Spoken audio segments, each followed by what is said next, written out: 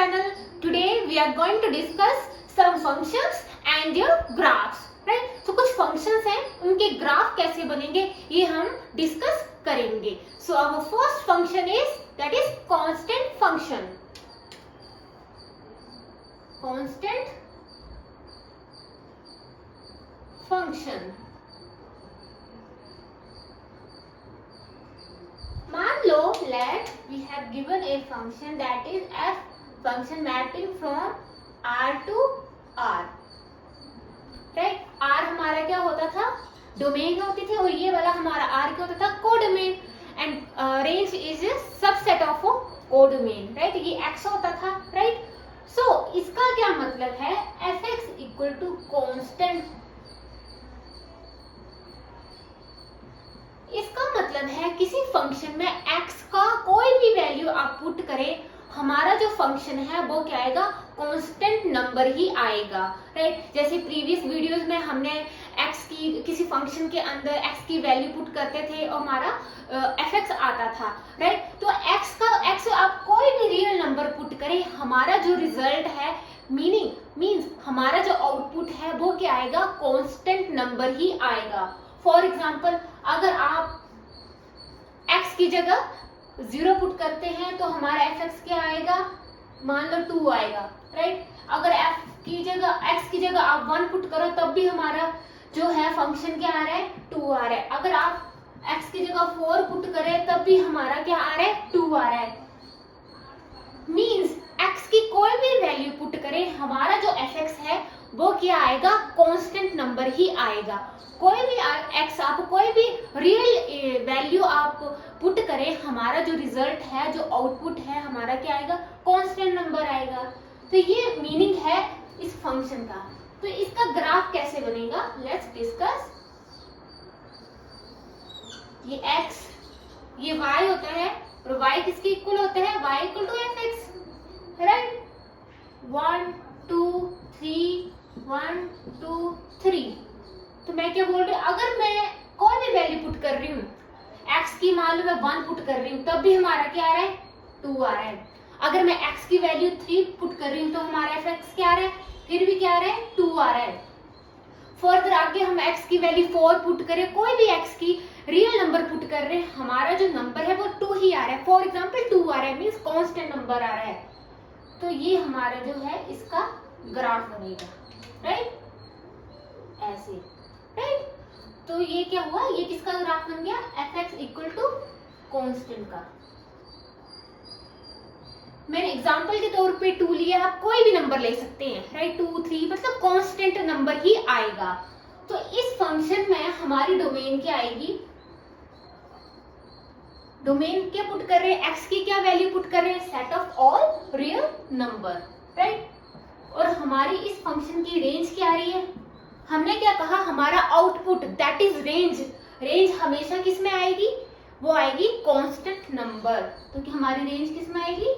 Constant में. Right? सो ये क्या हुआ? ग्राफ हुआ कांस्टेंट फंक्शन का. राइट? कि इनपुट कोई भी पुट करो, हमारा आउटपुट क्या आएगा? कांस्टेंट नंबर ही आएगा. मींस डोमेन मींस x की कोई भी वैल्यू पुट करो, हमारा fx क्या आएगा? कांस्टेंट नंबर ही आएगा. तो ये हुआ हमारा constant function. Next function is identity function. Identity function.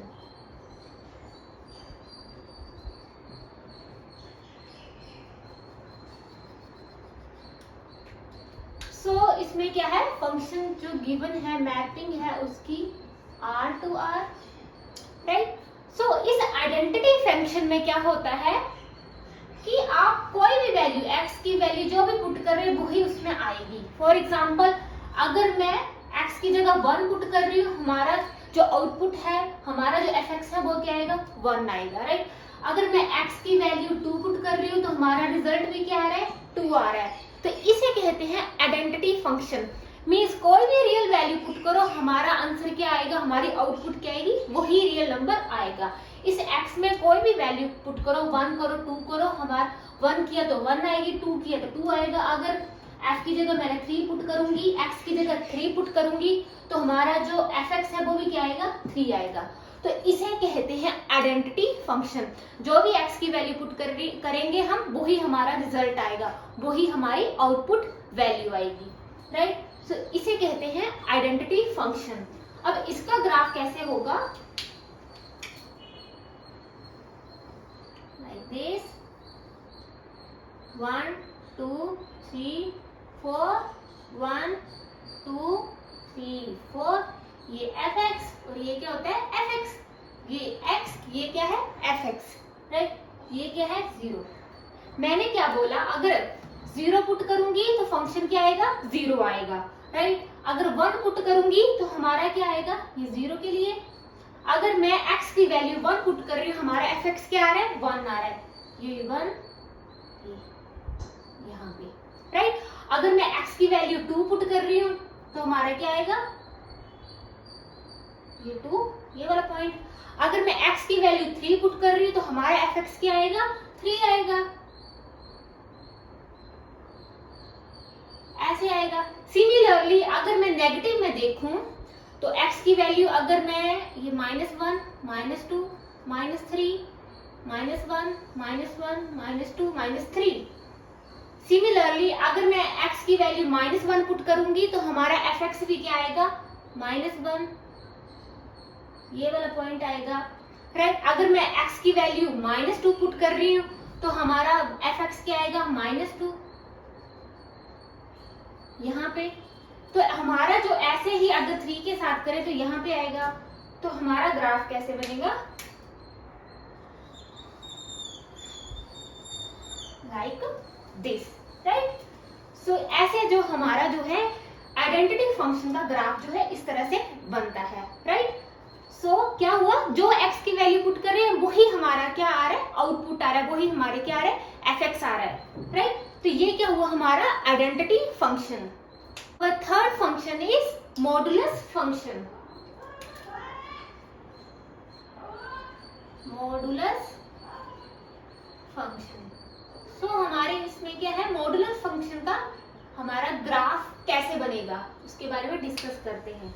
और मॉडुलस को कैसे लिखते हैं हम, ऐसे, राइट। सो हमने क्या पढ़ा था कि मॉडुलस फंक्शन में कोई भी वैल्यू पुट करो हमारा क्या आता है, पॉजिटिव नंबर ही आता है, राइट। अगर हमने क्या डिस्कस किया था, अगर 5 है, 5 मॉडुलस 5 आएगा, अगर -5 है तो उसका मॉडुलस भी 5 आएगा, राइट। पॉजिटिव वैल्यू पुट करो चाहे x की नेगेटिव वैल्यू पुट करें, हमारा जो fx है वो क्या आएगा, पॉजिटिव ही आएगा, राइट। अगर इसकी हम फॉर्मल डेफिनेशन की बात करें तो x मॉडुलस की डेफिनेशन होती है, पॉजिटिव x कब आएगा, इफ x हमारा क्या होगा, ग्रेटर देन 0, राइट। और 0 कब आएगा, इफ x इज 0। और -x कब आएगा, if x is less than 0, right. ये क्या है, ये है मॉडुलस की डेफिनेशन। अगर x greater than equal to 0 हुआ तो हमारा क्या आएगा, x आएगा। अगर x हमारा 0 के इक्वल हुआ तो हमारा जो fx है वो क्या आएगा, 0 आएगा, राइट। अगर हमारा x लेस देन 0 है तो हमारा x क्या आएगा, -x। इसमें क्या है, हमें फंक्शन क्या गिवन है, मॉडुलस फंक्शन। अब इसकी क्या हमने बनाना है, इसका हम क्या बनाएंगे, ग्राफ बनाएंगे। अगर इसका ग्राफ देखें,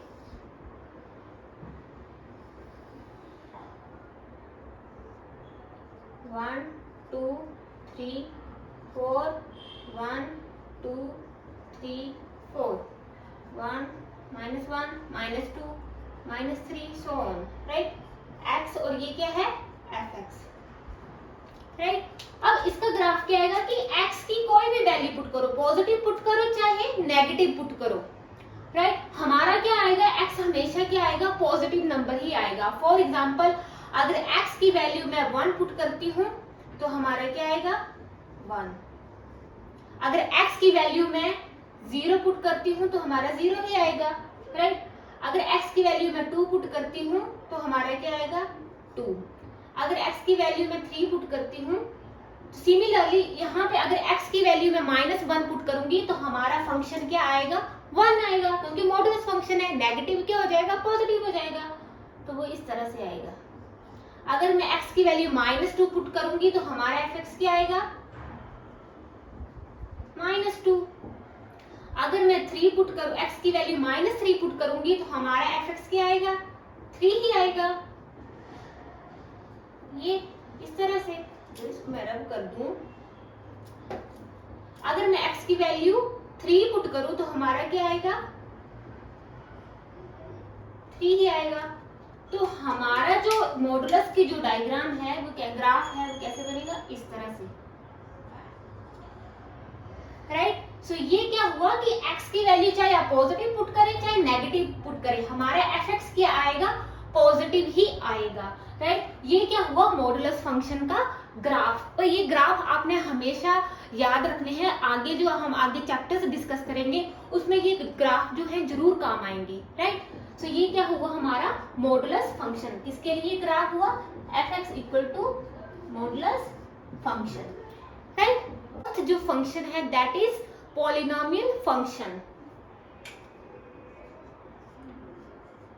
पॉलिनोमियल फंक्शन। तो इसका जो ग्राफ कैसे बनेंगे, अगर मैं लिखूं fx equal to x square के लिए, और अगर मैं इसमें वैल्यू ले लूं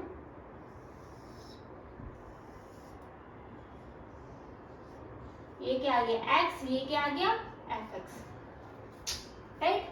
-4, -3, -2, -1, 0, 1, 2, 3 and 4, राइट। अगर x की वैल्यू मैं -4 पुट कर रही हूं तो हमारा x स्क्वायर क्या आएगा, 16। अगर x की वैल्यू -3 पुट कर रही हूं तो -3 पावर 2 9। अगर x की वैल्यू -2 पुट कर रही हूं तो हमारा x स्क्वायर का आएगा 4, राइट। अगर x की वैल्यू में -1 पुट कर रही हूं तो हमारा x स्क्वायर क्या आएगा, 1। अगर x की वैल्यू में 0 पुट कर रही हूं तो हमारा x स्क्वायर क्या आएगा, 0। सिमिलरली अगर x की वैल्यू 1 पुट कर रही हूं क्या आएगा, 1, राइट। 2 4 3 9 and 16, right. अब क्या करते हैं, इसका हम ग्राफ बनाते हैं।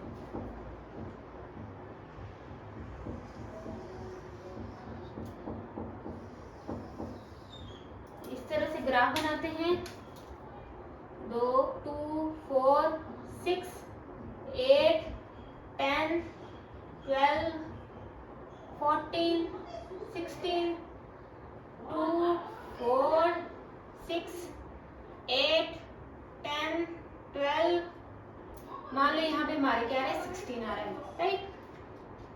सो 2 4 -2 -4 -6 -8 -10 -12, सिमिलरली ऐसे आएगा, राइट। अब क्या है, x की वैल्यू क्या पुट कर रही हूँ, मान लो -4 पुट कर रही हूँ तो हमारा fx क्या आ रहा है, 16 आ रहा है। मान लो हमारा 16 यहाँ पे है, क्या पुट कर रही है, x की वैल्यू -4, ये पॉइंट क्या आ गया हमारा इसका, राइट। अगर मैं x की वैल्यू -3 पुट करी, ये 2 है तो -3 यहाँ पे हुआ, तो हमारा क्या आ रहा है, fx क्या आ रहा है, 9 आ रहा है।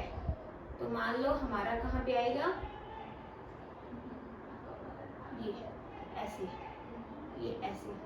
नेक्स्ट, अगर x की वैल्यू -2 पुट कर रही हूँ तो हमारा क्या आ रहा है, fx 4 आ रहा है, -2 और 4,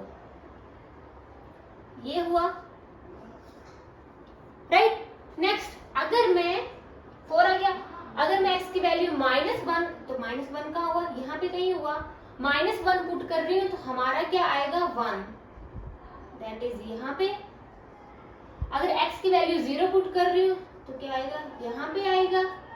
अगर x की वैल्यू 1 पुट कर रही हूँ, अब क्या आ गया, ये x है, ये हमारा क्या है, fx है, राइट। x की वैल्यू क्या पुट कर रही हूँ, 1, पहले नेगेटिव थी अब 1 पुट कर रही हूँ तो हमारा क्या आएगा, 1 यहाँ पे। अगर x की वैल्यू 2 पुट कर रही हूँ तो हमारा क्या आ रहा है, 4 यहाँ पे। अगर x की वैल्यू 3 पुट कर रही हूँ, ये x है, ये हमारा मान लो 3 है, तो हमारा क्या आ रहा है, 9, तो 9 मान लो यहाँ पे हमारा, यहाँ पे, राइट। अगर x की वैल्यू 4 पुट कर रही हूँ तो हमारा क्या है 16 मान लो ये है और 4 यहाँ पे। तो अगर देखा जाए तो हमारा जो डायग्राम है वो ऐसे बनेगा ग्राफ। कैसे बनेगा? ऐसे, right. So fx equal to x square का ग्राफ इस तरह से बनेगा। मॉडुलस का कैसे बना था? ऐसे और ऐसे। But fx equal to x square का ग्राफ कैसे बनेगा? इस तरह से, राइट। तो ये क्या हुआ? पॉलिनोमियल फंक्शन में किसका? fx equal to x square का ग्राफ। सिमिलरली आप fx equal to x cube का भी ग्राफ जो है बना सकते हैं, राइट। ऐसे ही आपने अपनी मर्जी से कोई भी वैल्यू पुट कर दो, जो ग्राफ आएगा वो किसका आएगा? एक्स क्यूब का आएगा।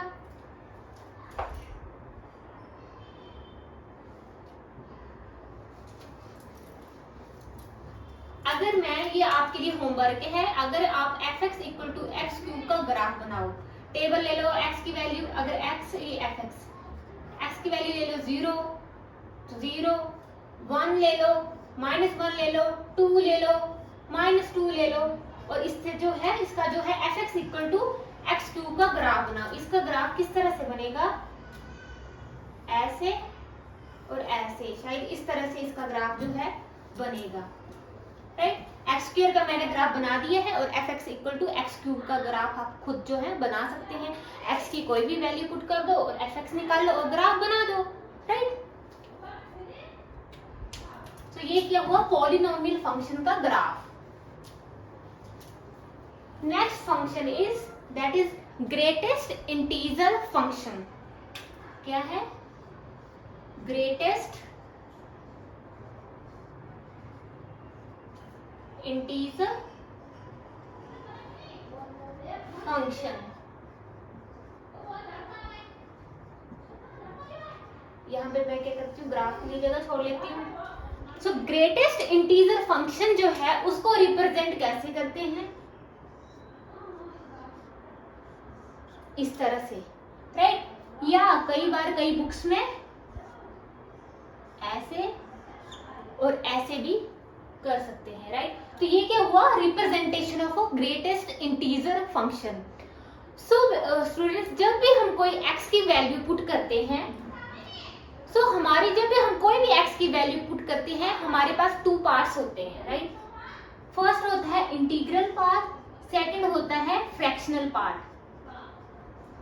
इंटीग्रल पार्ट, सेकंड पार्ट होता है दैट इज फ्रैक्शनल पार्ट। मान लो मैं x की वैल्यू क्या ले रही हूँ? 2.2।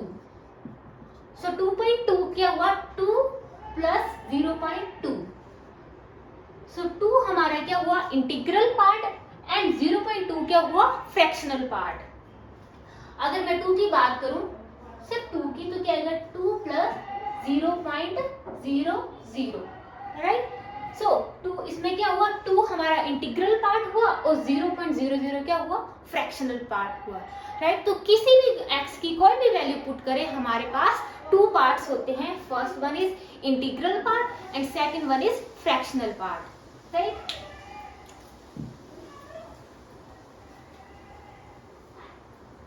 अब हम ग्रेटेस्ट इंटीजर फंक्शन क्या है इसको डिस्कस करते हैं। फॉर एग्जाम्पल, हमने क्या निकाला है? Greatest integer function of 1। So greatest integer function of 1 का क्या आएगा? 1, राइट। अगर मैं बोलूं ग्रेटेस्ट इंटीजर फंक्शन ऑफ 1.2, तो इसका कैसे आएगा? सो अगर यहाँ पे मैं लंबा लाइन डायग्राम करूं, मान लो ये हमारा 0 है, ये हमारा 1 है, ये 2 है, t -1 -2 -3। मैंने क्या बोला? 1 का ग्रेटेस्ट इंटीजर फंक्शन क्या आ रहा है? 1 आ रहा है। अगर करूं मैं बात करूं 1.2 की, 1.2 कहाँ आएगा? यहाँ जैसे कहीं आएगा, यहाँ पे आएगा ना 1.2, ये यहाँ पे। सो 1.2 का ग्रेटेस्ट इंटीजर फंक्शन क्या होगा? 1.2 के पीछे जो सबसे बड़ा इंटीजर होगा वो क्या होगा? इसका ग्रेटेस्ट इंटीजर फंक्शन। अगर मैं 1.2 के पीछे देखूं, सबसे बड़ा इंटीजर क्या है? 1। 1 है ना। सो 1.2 का ग्रेटेस्ट इंटीजर फंक्शन क्या आया? 1 आया, राइट। अगर मैं बात करूं 1.5 की, किसकी बात करूं? 1.5, ऐसे और ऐसे। सो 1.5 की अगर मैं बात करूं, सो 1.5 के पीछे भी इंटीजर्स के होते हैं पॉजिटिव और नेगेटिव वैल्यू, राइट। 1 2 3 4 5 -1 -2 -3 ये सब क्या होते हैं? इंटीजर होते हैं। अगर मैं 1.5 की बात करूं तो हमारे 1.5 के पीछे सबसे बड़ा ग्रेटेस्ट इंटीजर क्या आ रहा है? वो भी 1 ही आ रहा है, तो 1.5 का भी क्या हुआ? 1 हुआ, राइट। अगर मैं 1.9 की बात करूं, किसकी? 1.999, सो 1.99 की बात करो तो 1.99 के पीछे भी सबसे बड़ा जो इंटीजर है वो कौन सा है? 1 है। ये तो ये क्या हुई? Greatest integer function. किसी भी फंक्शन के पीछे जो सबसे बड़ा इंटीजर होगा वो क्या होगा? Greatest integer function. अगर मान लो मैं 2 कर दूं तो 2 करूंगी तो 2 का ग्रेटेस्ट इंटीजर फंक्शन 2 आएगा, बट हमें क्या चाहिए? 1 चाहिए। तो हमारा x कहाँ बिलोंग कर रहा है? हमारा x बिलोंग कर रहा है 1 और 2 के बीच में। किसमें?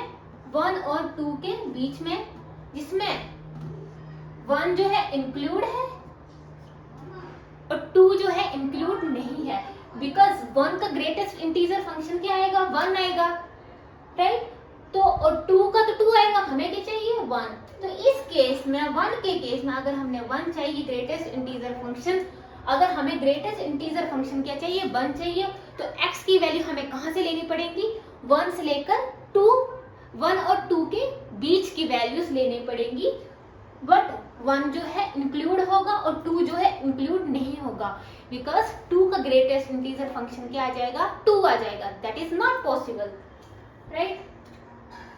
ये किसका आ गया? 1 के केस में।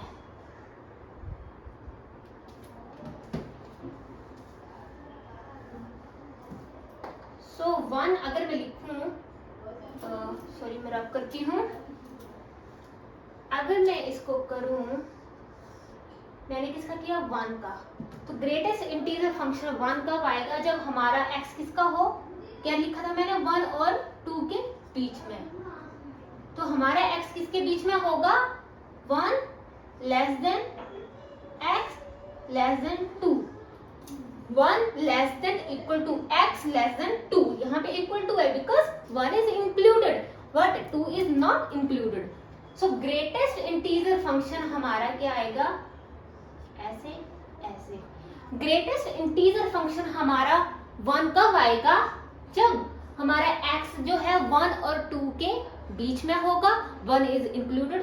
तभी तो मैंने यहाँ पे क्या साइन लगाया? इक्वल टू साइन लगाया, पर 2 के यहाँ मैंने इक्वल टू साइन नहीं लगाया है। नेक्स्ट अब बात करें ग्रेटेस्ट इंटीजर फंक्शन ऑफ 2। सो 2 का ग्रेटेस्ट इंटीजर फंक्शन क्या आएगा? 2। अगर 2.1 की बात करूं,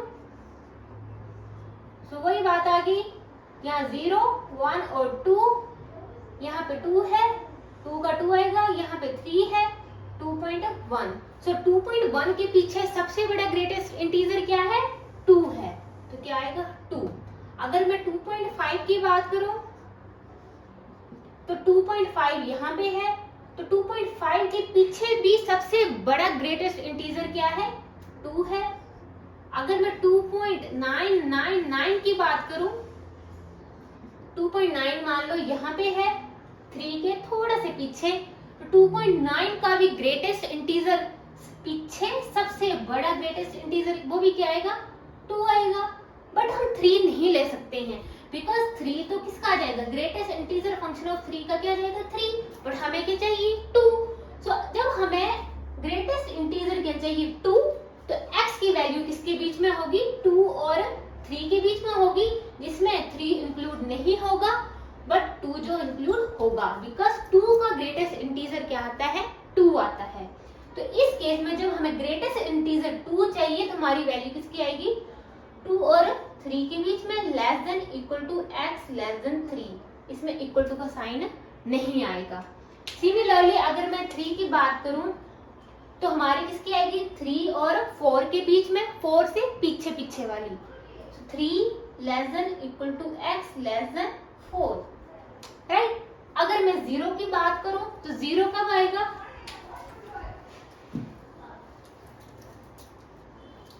देखें, अगर ग्रेटेस्ट इंटीजर फंक्शन ऑफ 0 क्या आ रहा है, 0 आ रहा है। अगर 0.1 की बात करूं तो ये 0 है, ये 1 है, ये -1 है, 0 इज ऑल्सो इंटीजर, राइट। सो अगर 1 है तो 0 पॉइंट देखो 1 आएगा, 0.2, यहाँ पे क्या 1 है, 1 के पीछे क्या आएगा 0.9।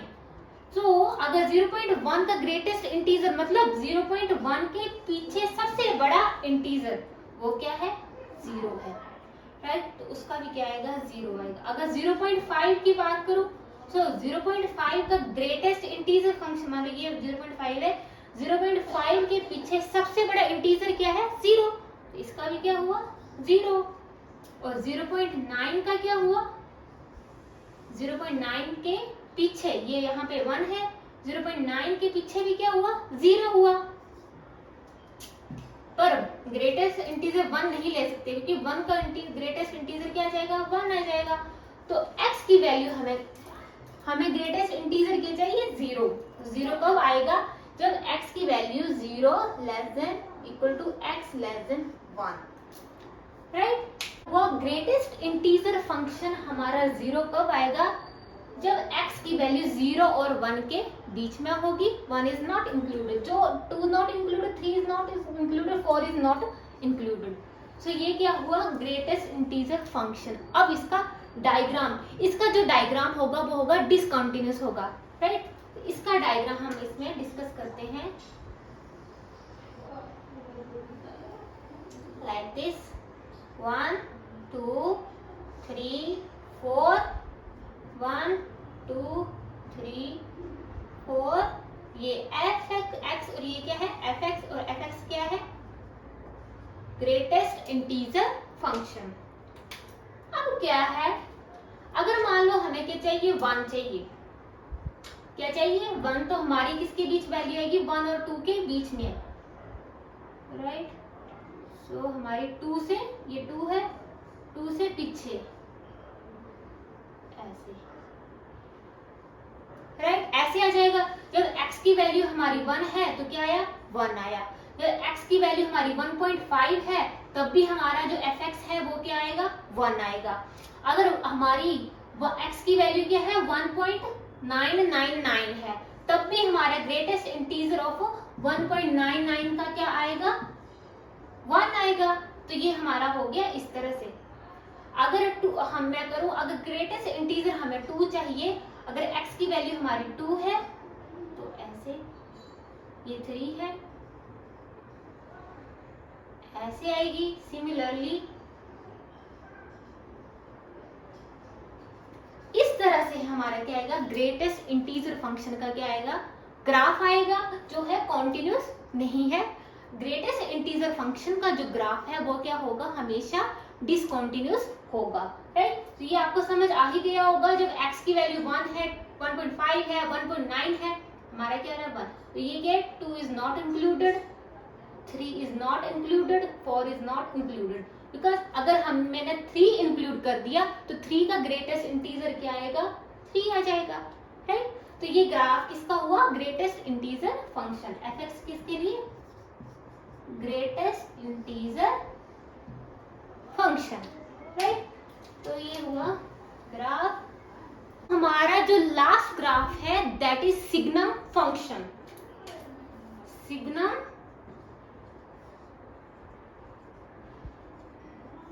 फंक्शन,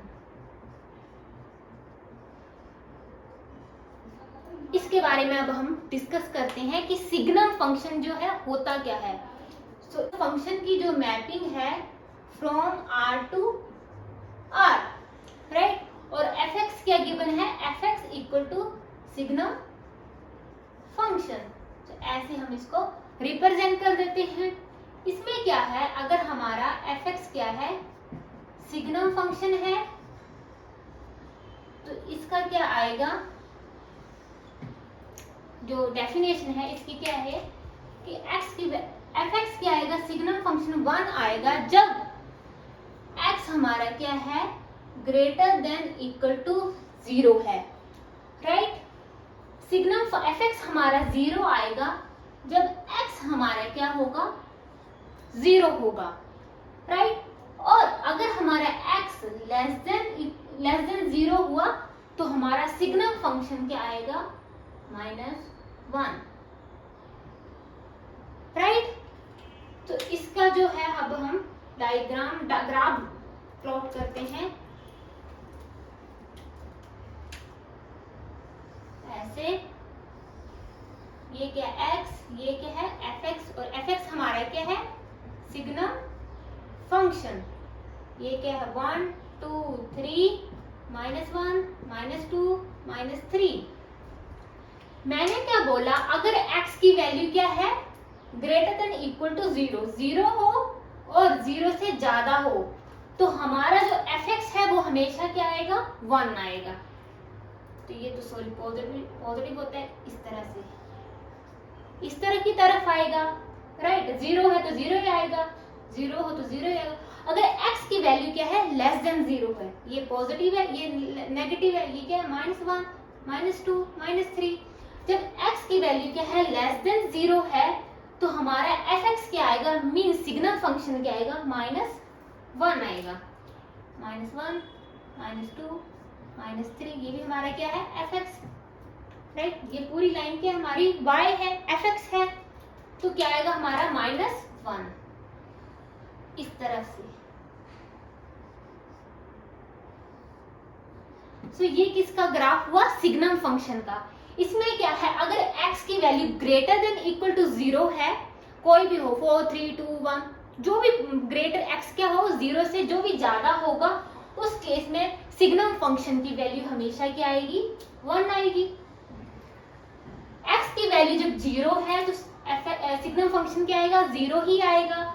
अगर x की वैल्यू लेस देन 0 है, x क्या है, लेस देन 0, ये x क्या, ये x है, तो fx मीन सिग्नम फंक्शन हमारा क्या आएगा, -1, इस तरफ ऐसे आएगा। तो ये क्या हुआ, सिग्नम फंक्शन का ग्राफ, इस तरह से। अगर मैं देखूं तो इसको और तरीके से भी हम राइट लिख सकते हैं। कैसे, आपका ग्राफ तो आपको पता लग ही गया है कि कैसे आ रहा है, तो मैं इसको रब कर रही हूं। इस सिग्नम फंक्शन को और अदर तरीके से भी लिख सकते हैं। Signum function that is x mod x, if x is not equal to 0, तो 0 जब आएगा x इक्वल टू 0 आएगा। इसको ऐसे भी लिख सकते हैं और ऐसे भी लिख सकते हैं। तो इस केस में क्या है, मीनिंग क्या है, अगर x की वैल्यू हमारी 5 आएगी तो सिग्नम फंक्शन क्या आएगा हमारा, 5/5, 5 का मोड 5 1, राइट। अगर मैं क्या लूं, x की वैल्यू -5 लूं तो -5 मोड -5 का मॉडुलस क्या हो जाएगा, 5 -5 that is equal to -1।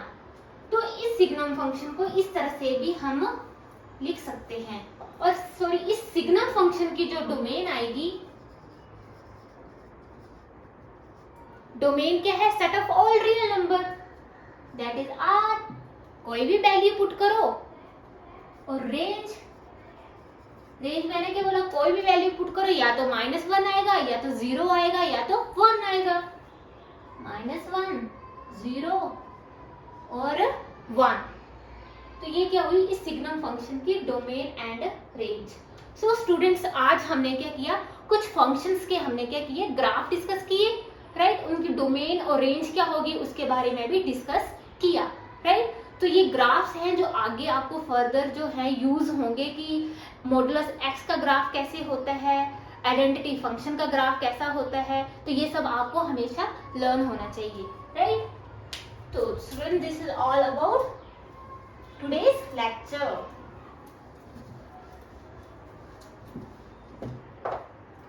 So thank you so much students, and at the end I want to say that Please like, comment and subscribe my YouTube channel.